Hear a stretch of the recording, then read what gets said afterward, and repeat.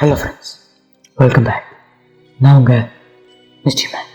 எல்லாருமே காந்தாரா படம் பார்த்துருப்பீங்க. அந்த படத்தோடைய original back story and true ஸ்டோரியை தான் நம்ம இந்த வீடியோவில் பார்க்க போகிறோம். நான் இதை 2 பாட்டாக பிடிச்சிருக்கேன். இந்த வீடியோவில் காந்தாரா படத்துடைய முக்கியமான 2 கேரக்டரான பஞ்சுருளி அண்ட் குளிகா அப்படின்ற கடவுள்களை பற்றின உண்மையான வரலாற்றை பற்றி தான் நம்ம இந்த வீடியோவில் பார்க்க போகிறோம். ஸோ நீங்கள் நம்ம சேனலுக்கு புதுசாக இருந்தீங்க அப்படின்னா, என் பேர் mystery man. Mysterious things, unsolved mysteries, adventure stories, ghost stories, horror stories, இதை பற்றி தான் நம்ம சேனலில் வீடியோஸ் வரும். இது மேலே உங்களுக்கு இன்ட்ரெஸ்ட் இருந்துச்சு அப்படின்னா கண்டிப்பாக நம்ம சேனல் உங்களுக்கு பிடிக்கும். ஸோ நம்ம சேனலை சப்ஸ்கிரைப் பண்ணிக்கணும். அண்ட் அவங்க வீடியோக்குள்ளே போகலாம். அண்ட் இந்த மர்மமான விஷயத்தை மர்மமான முறையில் சொல்ல போகிறேன். நான் தான் அவங்க மிஸ்ட்ரி மேன்.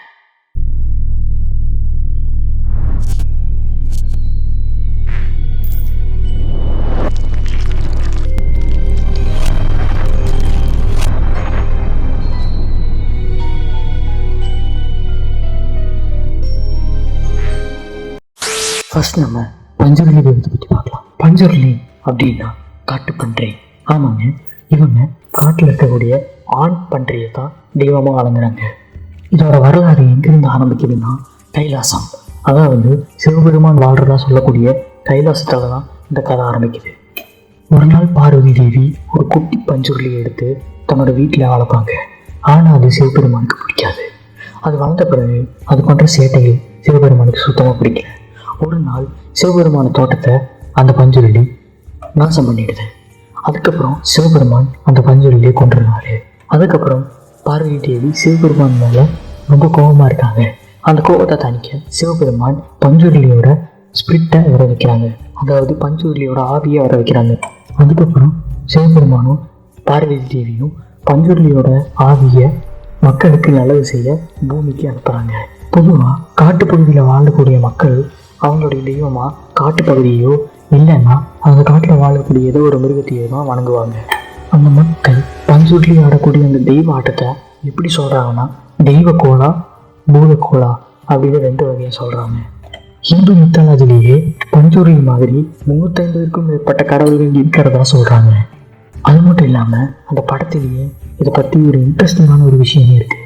அந்த படத்தில் ஒரு பாட்டில் வராக ரூபம் அப்படின்னு ஒரு பாட்டு வரும். அந்த பாட்டில் வராக ரூபம்னு எதை மென்ஷன் பண்ணுறாங்க அப்படின்னா விஷ்ணுவுடைய 3வது அவதாரமான வராக அவதாரத்தை தான் இதில் மென்ஷன் பண்ணுறாங்க. அதாவது அந்த அவதாரத்தில் அவர் ஒரு காட்டு பன்றி மாதிரி ஒரு அவதாரம் எடுத்திருப்பார். ஸோ அதைத்தான் இந்த இடத்துல மென்ஷன் பண்ணுறாங்க. பஞ்சுருளிக்கு அடுத்தபடியாக குளிகா அப்படின்ற ஒரு தெய்வத்தையும் இதில் மென்ஷன் பண்ணியிருந்தாங்க. ஆனால் இந்த குளிகான்றது மிருகமும் மனிதனும் கிடையாது. இதோட ஆரிஜின் ஸ்டோரியும் கைலாசத்துலேருந்து தான் ஆரம்பிக்குது.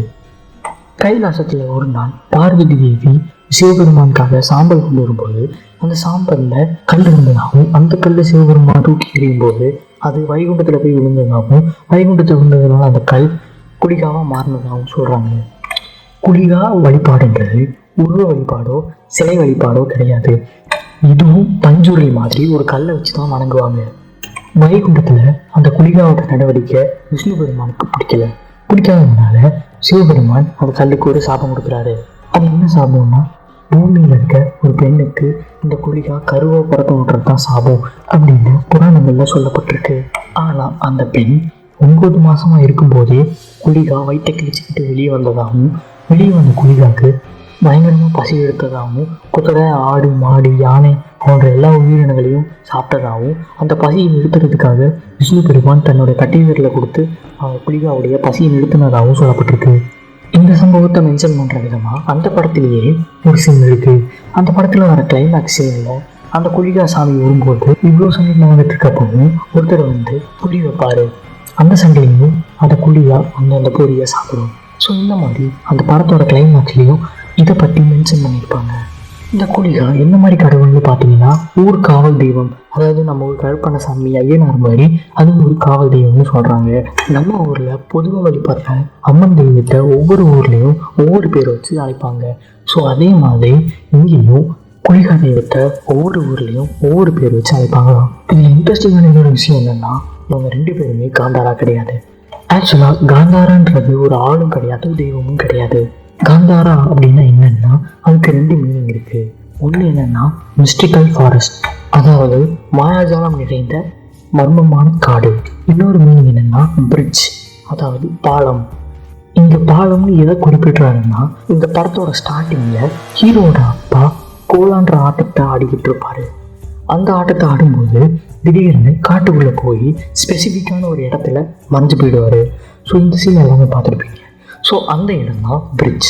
எப்படி சொல்கிறேன்னு பார்த்தீங்கன்னா, இப்போது அந்த இடம் தான் பூலகத்துக்கும் தெய்வ உலகத்துக்கும் இல்லைன்னா பூலகத்துக்கும் பூத உலகத்துக்கும் இருக்கிற ஒரு பாலம். ஸோ அந்த இடத்துல தான் அவர் மறைஞ்சு போயிருக்காரு. ஸோ இப்போ ஒரு எல்லாத்துக்கும் புரிஞ்சிருக்கும்னு நினைக்கிறேன். ஸோ இதை பற்றின மிச்ச டீட்டெயில்ஸ் எல்லாமே பார்ட் 2ல் பார்க்கலாம். இந்த வீடியோ பிடிச்சிருந்தா இந்த வீடியோவை லைக் பண்ணுங்கள். அண்ட் காந்தாரா பற்றின இந்த விஷயத்தை உங்கள் ஃப்ரெண்ட்ஸும் தெரிஞ்சுக்கணும்னு நினச்சிங்கன்னா இந்த வீடியோவை ஷேர் பண்ணுங்கள். அண்ட் மறக்காமல் நம்ம சேனலை சப்ஸ்கிரைப் பண்ணிக்கோங்க. நம்ம சேனல் இது போல் நிறைய மிஸ்டீரியஸ் வீடியோ தொடர்ந்து வந்துகிட்டே இருக்கும். அண்ட் அடுத்து இன்னொரு மிஸ்டீரியஸான வீடியோவை சந்திக்கிற வரைக்கும் உங்களிடமிருந்து விடைபெறுவது உங்கள் மிஸ்ட்ரி மேன்.